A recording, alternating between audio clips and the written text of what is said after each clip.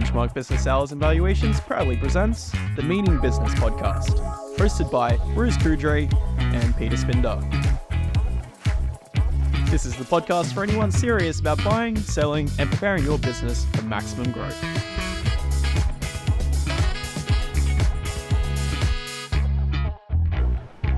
So Pete, have you ever sued anybody? Have I ever sued anybody? Yes. I have been very, very tempted, but no, I haven't. And there's many reasons for it. Right. I have been tempted. How often would you read an article about someone being sued? You can open up any paper and you see it all the time. Constantly. So all right the time. now it's Lehman and Lisa Wilkinson. Yep. There's legal action happening all the time, Absolutely. There's many that are public and there's many that we never ever hear about. Yeah. They're happening all the time. Yeah.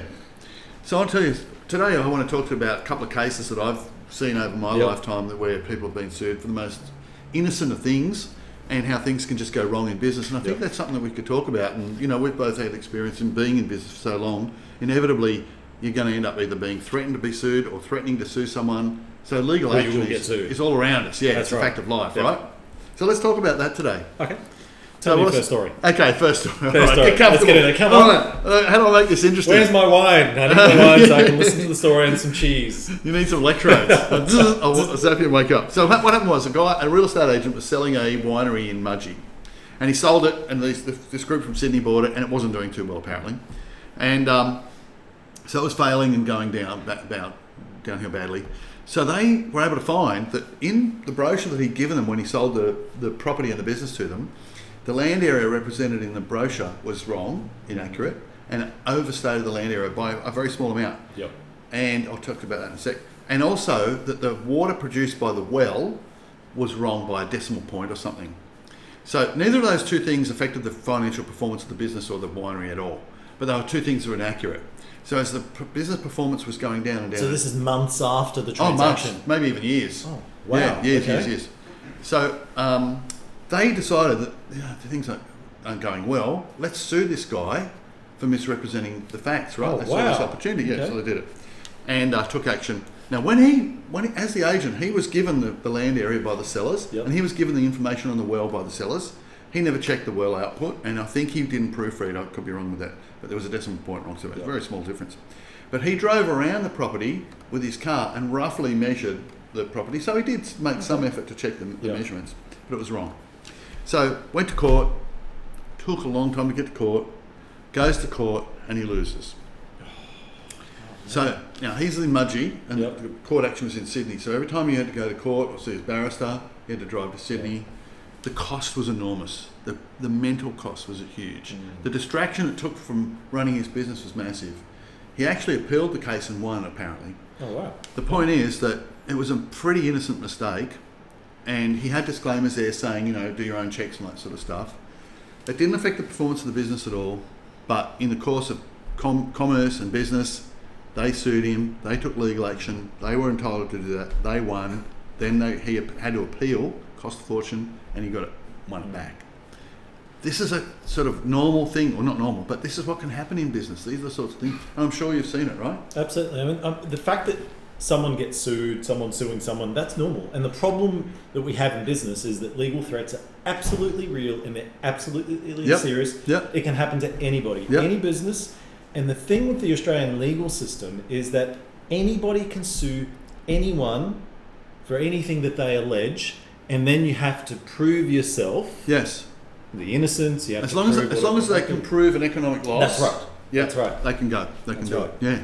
And so that's a big issue because, like you said in this example, so we've got the vineyard. So the seller sells it, new person comes in, so we've got new owners, and over a period of time, revenue's going down, things aren't working well, and then a year and a half later, they go back and sue that individual. Now, let me ask you this question, Bruce. If that winery wasn't performing poorly, and if it was performing better, do you think they would have sued? Never. It wouldn't have mattered. So they were desperate for cash, and that, unfortunately, desperation causes people to do crazy things, including thinking, well, I'm going to sue someone and we'll just claim insurance and whatever it might be. Yes. And hoping that, you know what, they get? A payout of sorts. Because it's easier to pay them out and go away than to go to court. Yes. So there's this fallback position, there's this pot of gold, there's this opportunity that we think, oh, maybe I can do that. I can sue them. Yep. You know, I can have a car accident and sue somebody. The legal threats, wherever they are real. And we as business owners need to be aware of that, or buyers into business, we need to be aware of that and think about that, because we can manage these things, and we can. That's what we want to talk about today, right? Absolutely. The other part of this is, and this is something for people to really understand and get their head around, is that when we're talking about confronting legal issues in a business, it doesn't necessarily mean legal issues in the sense that someone's directly suing you right now. A legal issue is multifaceted. So it could be someone threatening you from a legal perspective for whatever it might be, whether it's a disgruntled employee or former employee, or whether it be, business partners, whatever it might be. Yeah, supplier. Yeah. It can also be as a result of an indirect issue. So for example, you sell a particular product, someone uses a product, has a problem with the product, and then they decide to sue you for whatever reason, but you're not the one that manufactured the product. So it's like this gentleman who sold the business and relied on someone else's advice. It could be a result of indirect. Yeah, and his defence was he was an intermediary and he had a disclaimer, but didn't matter when it got to court. That's right. Or you might be using contractors who use subcontractors themselves. Something happens, and then up the chain of command, you get sued as a result of some sort of legal issue. Yeah. So it's a very topical topic. We need to understand this as business owners. And the reason this is really critical, and this is such an important issue, is because, first of all, getting sued and having legal action taken against you, or even the whole notion of being threatened, is really stressful. It is an incredibly stressful thing to go through. And damaging. It is very damaging from a reputation point of view. Correct. It can damage your family environment at home. It can cause all sorts of problems. Second of all, it costs a lot. It costs a lot of money, and it costs a lot of time. It costs money to defend yourself, because, what do? You someone sends you a letter that says we're going to sue you, or we're threatening. What's the first thing you're going to do? Most people will go and seek assistance from a lawyer. Yes. And all of a sudden you can see the bills coming through. That's right. Now, I have tremendous respect for the legal industry, because, and yes, there's some that say, oh, lawyers, and there's all these amazing, funny lawyer jokes and things like that. But that's right. But truth be told, I've done a lot of work with lawyers over the years, and there's some amazing individuals out there. And the reason the industry exists is to obviously help people go through the challenges and help, dull down some of those stresses and take some of those stresses off of us. But the reality is, it's costly. Costs time, costs financial money, cost, resources, personal cost, emotional cost of reputation. So you could be that guy that did the winery sale. He could have been totally innocent, just done his job as professionally as he could have. And before the matter is resolved in court, people in town are talking about, oh, so-and-so's been sued. Oh, it's not good for him. People love gossip. Yep. So you can imagine the damage it's done to his reputation, even if he hasn't been proven guilty or innocent, but the reputation, and he's concerned about the reputation and what people are thinking. And someone is wanting to sell their winery with him and thinking, oh, maybe I shouldn't go with him. Absolutely. And especially when you have a situation where it's different to an extent when it's really public, and then publicly it is announced, and publicly everyone goes, okay, that's the innocent. But imagine that situation in that little town where word gets out, but then no one really knows the truth of what happened. No. So no one knows that, that person actually was innocent. Or even if it comes out somehow, there's this doubt that, maybe they're just a cover up. Maybe it's just, maybe settlement occurred because they knew they did something wrong, so they're just better off paying them off and, covering up their tracks. Yeah, gossip and rumour. That just leads to that doubt. And all of a sudden, again, reputation, up in smoke. So there's many facets or aspects to the damage that being sued or suing someone even can create. But it's a real issue. It's present in all walks of life, particularly in business. It's something we need to be totally aware of. Absolutely. And I just want to talk about lawyers for a quick second. So I know you've got a family member who's a lawyer. There's good and bad lawyers, good and bad doctors, good and bad everything. Yep. But universities are pumping lawyers out every year. There's more lawyers coming into the market, and generally, I believe that the Australian legal system is good and lawyers are highly efficient. But they've got to find work. And so a plaintiff or a defendant come to a lawyer, usually both parties are telling their client they're going to win. but there is only going to be one winner, so someone's wrong. And that's an issue that I have a problem with. And I think that leads me to sort of think about, there's so much damage that can come from legal action. Both parties think they're in the right and they're going to win, even if it's on principle or financially, but only one's going to win. So it's not worth going to court. We Absolutely need to do everything we can to resolve things before we get to court. I mean, if you think about it, look at the costs of going to court. You think of I always confuse this word, the barista and the barista making coffee versus the legal, the barrister. Yeah. I always have this faux pas, the barista and the barrister. The barrister.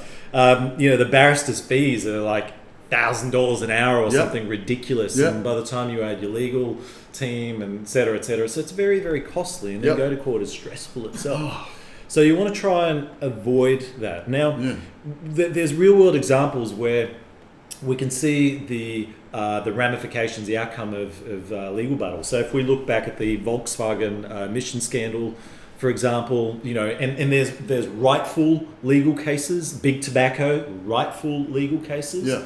But what it can do, and if you look at what it did, share prices, brand reputation, takes years to recover from that. That Volkswagen one. Absolutely. They're still recovering. And they are. And they still will be for years to come because we're still talking about it. Yeah, exactly. Then you got Dieselgate. That's right. It's become a word. And that's a business against business or perhaps society against business. But then you got personal to personal. So you got the likes of the Depp versus Heard.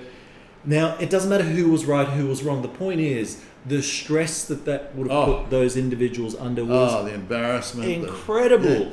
Well, Johnny Depp won, right? Yes, won. But there's footage of him, ranting around in the kitchen drunk. It's got to be embarrassing for him. It's got to be humiliating. Absolutely. And even though he's at that pinnacle, it would hit your ego. It would hit your reputation, without a doubt. Yeah. And then there's countless numbers of legal battles every single day, whether it's rightful or wrongful, that are ongoing.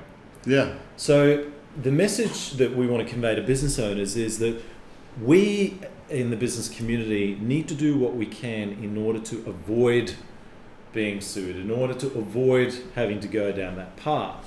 And the best thing that we can do is to run a really good, ethical, honest operation that is built on transparency, communication, documentation, and, dare I say it, you need to have insurance. Yeah, just in case you need to have insurance. Because you know what? You can have all of that in place. Great communication, documentation, transparency, and someone will still have an issue with you and go, you know what, I'm still going to sue you. That's right, exactly. And the other thing you have to have is standards. Because I think what happens is, and I'm going to give you a story to illustrate the importance of standards and sticking to your guns and sticking to your standards. Because if you have standards and you maintain those standards, you, I think, diminish the opportunity of being sued. So there was a story where the former Prime Minister of Australia, Malcolm Fraser, had a cattle stud called Nareen, and he had a stock sale, and he had the bulls there, and he wanted to make the bulls. The bulls were amazing. I think there was one called Wellington or some Mountbatten. Mountbatten. So he gets the auctioneers. They have a grandstand around the ring. They bring the bull into the ring. The bid, sell. And he wanted the bulls to look big, so he asked them to put a bit of a mound in the middle of the ring, so the bull would look bigger. And he asked them to drop the top rail. Now, what happened was one of the bulls got out, crushed two people in the viewing area. That's unexpected. They didn't die, but they were incredibly bad. A huge bull like that landing on top of them is not going to do them a lot of good. So they sued him. And he fought in court, by the way, to say that all he did was lower that top rail to the same height as all the other rings around the place. That was his argument. And he lost. So he sued the auctioneers and won. And this is the thing about standards, right? It's easy for me to say in hindsight, but if you think about it, those auctioneers did what the client told them to do. That's right. If they had standards and said, no, this is our standard, we can't do it, and even if that meant losing that client's business, they might not have got sued, and that accident might not have occurred. It may have happened, but this is what I'm getting to about standards. If in business, I think if we lower our standards or we don't maintain our standard, even if it's to comply with a very big customer or a great opportunity to earn money, we have to have standards. We have to maintain standards. Absolutely. If you're in mining, And you get this opportunity to work an extra shift, or the guys to work beyond what their normal hours would be to get bonuses and so on, and something goes wrong, you've lowered your standard to make that money, and things have gone wrong, it's your fault. That's right. So having standards is another way, I think, to protect your yourself from being sued. That's an interesting point that you make. And for anyone that's got Netflix, there's a really interesting documentary about Bernie Madoff and the Bernie Madoff story in terms of how this individual started from nothing and became very wealthy, and actually ended up building the biggest Ponzi scheme in history. It was phenomenal how much money he had under management and how much money he pilfered and all that sort of stuff. But the point of it, and what's relevant here, is that if you watch the story and you look at what happened there, the Securities Commission, Investment Commission in the US, I think it's called the SEC, they were so enamored by the personality. They were so, and in fact, they were so jaded. He was actually, I believe at one point he was on their board. Like it was really, it was really just intertwined. Yeah. And so just like what you were saying with the Prime Minister, because of the influence of the individual, their values, what they stood for, which is the protection of others, the protection of assets and securities, etc. It went out. They lowered their standards. That's right. Yeah. Standards disappeared. Yeah. They let Madoff do what he did, even though they said, "Oh no, we didn't know." Oh, come on, how can you not know that this guy's pilfered $70 billion or something like that? A huge amount of money, you know. Well, yeah, they should be checking on everybody, right? It's a bit difficult for that to happen at that sort of level. Yeah. And that's what happens when you drop. When you drop your standards, you misalign with your values, or you forget about your values, and all of a sudden these things can happen. They can come and bite you in the backside. Big time. We're going to put a little graphic on the screen about Bernie Madoff so people can have a look at that. Really interesting one. Yeah, that's right. So we've got to be careful in business as well in the way we market. Yes. So I've seen some examples of people offering guarantees, and this job done or your money back, or this job done or your money back plus a bit.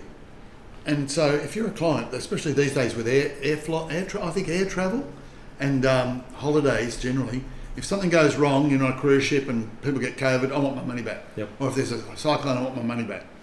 The flight's delayed, everyone wants their money back. The airlines can't do that. But there's this mentality where people want to have their money back.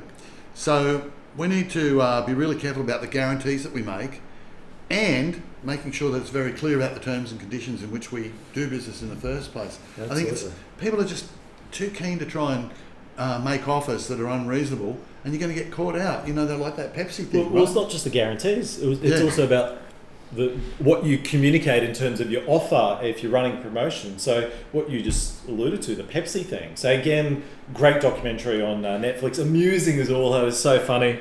So Pepsi had this promotion many years ago, decades ago, where they had these Pepsi points or something like that, and you could use points to then purchase things. Anyway, they launched with this Big Bang TV commercial, and they thought, okay, how do we get maximum traction, right? So they knew the consumers were teenagers, a lot of them, young guys, etc., kids.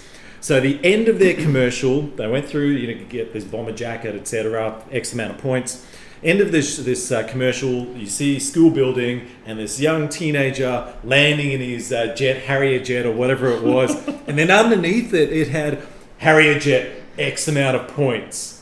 And where they got it wrong, Bruce, was that they didn't have a little star with the disclaimer saying, "This is for joke only. You cannot purchase the Harrier jet." And you know what? One person watched that and thought, "I'm going to do that." He then went about, convinced another person to invest in his grand idea. They ended up sending a check to Pepsi for $700,000 because there was a fine statement in the points system which said that you could purchase points. Right. So he raised $700,000 because he worked out how much a Harrier jet was worth. And they more than 700,000. That's right. Yeah. And he thought, okay, well, what a good idea. And so then that went to court. He lost.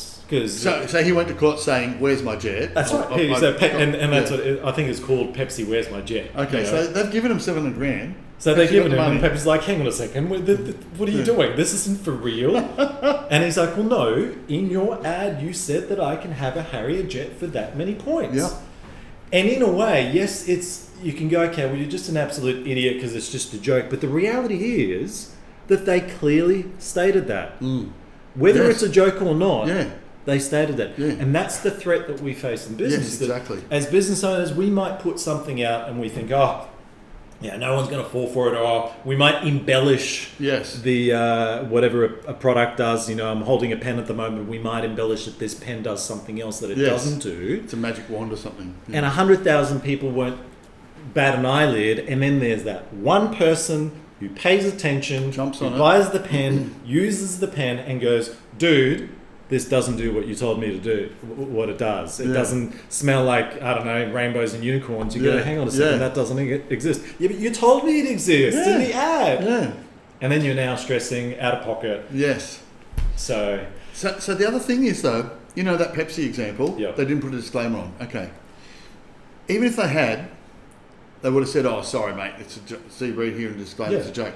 So even, I've seen people in business saying, guaranteed all your money back, right? So they don't get the job done. People go to get their money back. Now they've got to fight over it. Oh yeah, but read the disclaimer. It says in here, the fine print, only if this happens and that happens, and it's a blue moon. What you're doing is you're ticking off that customer so much, they're never going to do business with you again. So any guarantees, warranties, offers need to be really clearly thought through. Yep. And not just having the disclaimer, because you just don't want to get people to the point where they're going to argue with you for it. The thing with the guarantees, it's an interesting one. And I've been in two minds with guarantees. And even in the current business, I've been thinking, okay, it'd be interesting to provide a guarantee to customers, because a guarantee signifies to the marketplace that I'm confident. That's right. But it's such a double-edged sword that, you can make the call and say, okay, we're going to have a guarantee. I'm so confident. But there is always that individual who goes, you know what? I'm going to try and cut you down. Bullshit. I'm going to call it what it is. And nope, I'm going to call you a guarantee. That's see it as a challenge. Absolutely. And so it becomes one of those things where you go, okay, well, I'd love to offer a guarantee because the majority of people will get it and they'd benefit from it if there was a need. It would hold my team even more accountable. You deliver better service. But the big but is the risk with it is so big that you then go, okay, well, is it really worth it? And maybe instead of offering a guarantee, you do a really good job and you just get reviews instead on Google and use that instead of your guarantee. And that's probably a better option. Well, guarantees can be good in terms of marketing, but they're not really worth the risk, I think. Yep. There's better ways to market whatever it is you're selling or offering or your service. Well, some things, though, having said that, for some services, products, a guarantee is good. You need a guarantee. Yeah. So let's say you're in the weight loss business. Yep. You're going to guarantee me that I'm going to lose 10 kilos. Ooh. Yeah, right. 1 kilo. I can't control what you eat. Correct, that's right, exactly. I might have a thyroid issue or something. Yep. But it might be better to say, we won't guarantee this, but this is, if you follow this is what people have potentially done. Expect or what so people it's not maybe as powerful, but it's a lot safer. That's right. I think the other thing, though, is to challenge yourself with marketing about guarantees, and if you can make a guarantee that you can 100% guarantee that you can deliver, and you do it, then use powerful. it. Then use it. Yeah, absolutely. But absolutely. Be really super careful. Yep. Because even a disclaimer is not good enough. You're just creating a world of issues, I think. Would you agree? Absolutely. And in this world today, people want to sue. It's very easy to sue someone. You go to a lawyer and sue the lawnmower for not cutting my grass right, or a stone flies up and hits a window. You can sue people for anything if you really want to. And that's the big issue with it, because a lot of people, like we said at the beginning, a lot of times people using legal action as almost like a cash flow activity. I'm going to sue someone with the hope that what will happen is that you'll go, you know what, you're too much hassle. We'll settle. Here's X amount of dollars, go away. Yeah. And they look at that X amount of dollars and go, okay, that's my windfall. That's how I'm going to get myself out of cash position. I'm not going to go into it, but back in the old days in the Port Kembla Steelworks, I used to see that a lot. Pete, you sort of, we were talking about this before. There are things you can do. We've mentioned already about mediating and just avoiding court at all costs. But what are some of the other things you could do to avoid getting into a legal wrangle? one of the biggest pieces of advice that I have for business owners is to run a tight ship built on transparency, built on systems and processes, clear documentation, and strong communication at all times. Yeah. So these are the 4 key things that I think are really important. So transparency is, an example is you're in the service industry and there's a problem in a particular project. You have 2 choices. You can hide the problem, or you can highlight the problem and let your client know that there may be further issues as a result. And what you do at that moment could potentially have huge ramifications down the track. That then aligns with communication. So communication is all about keeping people aware and posted of what's happening in a situation. Sometimes people threaten legal action because, well, they believe you haven't done something or someone hasn't done something, but that's incorrect because you've actually done it, except you forgot to communicate it the right way. Can I just jump in there? Yep. These are important things. Let's say I'm a business owner and I feel like something could go wrong and I think I need to let the owner know. But the owner's a nervous person, the client's a nervous person, and I'm worried if I tell them this, because it might not happen, I'm going to unnecessarily create an issue. How do you deal with that sort of thing? That's a really, really tough situation to be in. Personally, I'd sit down myself and I'd map out what are the possible eventualities of each outcome. So what would happen if I told them? So let's say I spoke to you and I said, this is what's happening. Let me think about, okay, well, what are the possible outcomes from a reaction point of view? You could react this way, this way, this way. You're imagining what could happen. Exactly. And I go through and I map out, okay, well, what are the different scenarios? What poses the most amount of risk, not just in the moment, but from a relationship point of view? What's going to give me more clout with you as a client? Now, you might get really peed off at that point in time, get really upset. But you know what? You'll then go away and you might calm down and you call me back and say, you know what? Really appreciate you telling me. I know this is tough, but I accept what you're saying and etc. The worst thing I believe that we can do with people is to lie. The worst thing we can do is sweep it under the carpet. Sweep it under the carpet. Yeah. Problems need to be brought to light. And in all honesty, my thinking is this: if you end up losing a client as a result of it, you may actually be better off than the potential eventuation of legal actions, of reputation. Yeah. You know what? You're better off being honest and transparent and saying, hey. Because this is what you were saying. You were saying transparency. That's right. Communication, documentation. These are the things, and I agree. The communication of that bad news or potential bad news, it might not happen and you're worrying about upset the client, but you're better off doing it than not telling them. That's right. And the reason you sit down though before you talk to your client and map out the scenarios isn't to work out what's the best way of shuffling around and being the most unethical. The reason you do that is to work out what's the best way to communicate the problem to them. Exactly. Because you need to understand that everybody reacts to different types of communication forms, language, etc. Exactly. So you've got to think about it. How am I going to do this? Be strategic about how you're going to do it. That's a skill in business, right? That's right. And it's not what you say, it's the way that you say it. Way you say it, and not just the way you say it, it might even be the setting itself. It might be that, you know what, I'm not going to tell you in the office. Let's go to lunch and have a one-on-one private. Let's go play golf. It might be sometimes diffusing the situation by going into a different setting and having a different type of conversation. Yeah, 100%. That's right. So the transparency of communication is important. Supporting all of that is documentation. Look, from my perspective, and I tell my team this all the time, any advisor that works with me knows the same thing. At the end of every single client meeting, spend the few minutes, write your meeting minutes. If you don't want to send it to your client, that's fine. The point is you write it for yourself and you have a record. Because should something happen, you can bring it up and you can go, here's the transparency of everything that happened. Here is the reason. So let's say someone tries to come at you year down the track and they say, oh, but you told me this, that and the other. You can say, well, hang on a second. We had a meeting a year ago in which you told me X, Y, Z. So therefore, I based my advice on what you said then.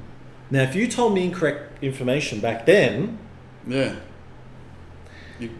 couldn't change it. Now, one could say, well, okay, Peter, that's fine, but you should be fact-checking. Okay, you say to me fact-checking, but you can't fact-check everything. There's some things where you just have to trust the other person, and I have to trust the fact that if Bruce is my client, there should be trust between client and that's right. a professional. That's right. So those sort of things, unfortunately, it happens in the real world, and the best way to diffuse it is by keeping records, having the documentation in place. Documentation is also important because if you're relying on other people to deliver work on your behalf as the business owner, you want to know that they're following your standards, your processes, they're doing the right things. Yeah. They're not going, Peter doesn't know, I'm just going to do it my way. Yeah, exactly. Shortcut. But then guess what? Your butt is on the line and you're still the one that's liable, even though someone else delivered the work. So systems, processes, standards, all to make that work. But what about insurance? Now, insurance is absolutely critical. And the reason it's critical is because regardless of how good your systems, process, communication, everything is, people will still try and have a go at people. It's fact. Yeah. So if you have insurance in place, then at least from a financial point of view, you've got a little bit of a safety net. It'll still cost you, it might cost you say $10,000 as a flat fee to move forward, and the insurer then covers the rest as an example. But it doesn't cost you $100,000. It doesn't cost you your house. Yes. It'll still cost you mentally because it is damn stressful, regardless of whether it's the insurer's money or not. Yeah. You're still going to be through the process. Yeah. But at least the insurance means that hopefully you don't lose the house. You don't lose huge So amounts of cash. two things for me. Having the transparency, the communication, the systems, the processes, all that documentation, all that sort of stuff is like the ingredients for the cake. The icing on the cake is insurance. But the other thing about insurance is the second thing. What I've noticed, and I've been in business a long time, in the last 10 years, insurance brokerage has become quite a sophisticated profession. And insurance brokers are far more than just someone who gets you a cover for your insurance. They're really good at identifying the risks in your business. They're really good at telling you how, most of these guys are accountants or lawyers or have a legal or accounting or an MBA type background, and they're really good at identifying how to minimise risk and how to manage your business. And they can offer a great amount of insight. When we're selling businesses, especially the largest scale transactions, it's not just accountants and lawyers we're dealing with now, but the insurance brokers for both sides become a very important part of the whole transaction. So for people in business to have a great insurance broker that you can refer issues to and talk to about risk and claims and that sort of thing, it's valuable, really super valuable. Absolutely valuable. But there's a big problem with that, Bruce. And the problem is that all of a sudden, by having such specializations in insurance, you open yourself up to even more potential because, let's take an example, cyber threat, right? You might have your general public liability, professional indemnity, et cetera, et cetera. We're talking standard insurance that every business should have. Okay, so you have a cyber threat, loss of data, and you have 1-2 handful of customers that decide to sue you as a result. Now, your current insurance might actually not cover you for cyber insurance. So now then the question is, okay, so does that mean we've got to go out to get cyber insurance? Okay, so you get cyber insurance. Then you might be located, you're a retail operation, you might be located in an area where previously there was flooding. So now you're going to get extra flood cover insurance. Then you've got to get this, and all of a sudden I've got 15 different insurances costing me X amount of dollars, but I'm only a small operator. Yeah. What do I do? Well, I think when it comes to being sued, insurance is critical. So professional indemnity insurance and public liability is a must. Absolutely. Other insurances, we've really got to contemplate whether it's worth it or not. So we're just selling a business at the moment which self-insures. They've been going for 25 years. They've found that self-insuring is way more efficient and economical than paying insurance premiums. Okay. So as business owners, we need to weigh up. But I think professional indemnity and public liability, they're a given. You've got to have it. You have to have it. But again, back to the broker, I think a really good broker would enable a business owner to make that assessment. Should we self-insure or should we take insurance? I think that's the answer. The answer is not to go out and get 15 policies covering whatever. No. The answer is find a professional. And so we're seeing like business broking has turned into a true profession. Yes. We have got true professionals that are specialising in insurance broking. Have them on your team. We all need to have advisors on our team in business and have the conversations and get the right insurances. Because like you said, it comes from any angle, but you don't also want to be spending all this money for nothing. You might be better off with self-insurance. Yeah. Now, just a question for you on that one, and this might be a really stupid question, but I always ask them anyway. Can you tell me a bit more about self-insurance? What do you mean by that? What does that mean for those that have never heard it of it? It can take different forms, but I used to have a car rental franchise. And in my car rental franchise, we were insuring our vehicles and paying massive premiums, and you get some claims or some damage, but you have an excess as well, right? So when you look at it over a year, we were paying much more out in insurance than it would have cost us just to manage those claims ourselves. Right. So if you self-insure, which means you don't have any, or you've got to have the compulsory insurance, third party. But other than that, when it comes to damage and accidents insurance, if you cover it, you've got to make the judgment, do the measure. But what it means is I now am using my money rather than claiming on insurance. So if there's a car accident, apart from the third party to cover somebody getting injured, the car itself, if it's damage on both cars and it's our fault, then we will cover the repairs and we'll make sure the repairs are done to our standard and we'll pay for it. But when you're doing that, when you're doing a lot of those insurance repairs, you find out economic ways, because you have to, of getting it done quickly and efficiently. So not always, but often self-insurance. Did I explain that properly? Yeah, absolutely. Yeah. And that's interesting because I'm sure a lot of people may have heard of it or probably haven't heard of it and don't know that that's actually a possibility, an option. So there's one other little thing I should mention about that. A lot of people don't do it this way, but it's the best way to do it. So normally you pay a premium for your insurance of say 20 grand, 30 grand, 50 grand a year, whatever it is, right?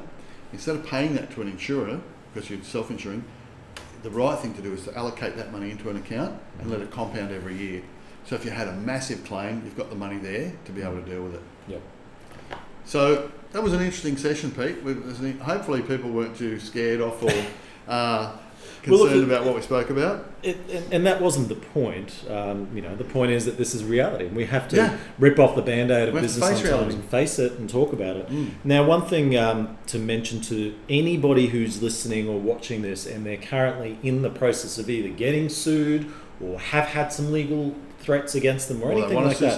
They want to sue someone. Okay, well, what do you do? Well, the best thing you can always do is have your documentation. Make sure that you're transparent. Don't lie to your lawyer, other people's lawyers, or yourself. Don't hide away from it. Yep. And where possible, avoid going to court if you can. All day. Settle outside. Now, we have to state that we are not solicitors. We're not providing any legal advice. No. We're talking from our own personal experiences as business owners, entrepreneurs, and working with clients. Been beaten up and bashed up. And that's what we try and do on a day-to-day basis. We've seen so many people in business, suffer because of these sorts of things. So hopefully we just offered some advice to people, or we discussed things that enable people to think about what they should do with their situation. Yep. Absolutely. Yeah. All right. Thanks for today, Thanks, Bruce. Peter. That was Thanks a good chat. everybody for listening, and we'll see you next time. Thanks, Bruce. See you, Pete.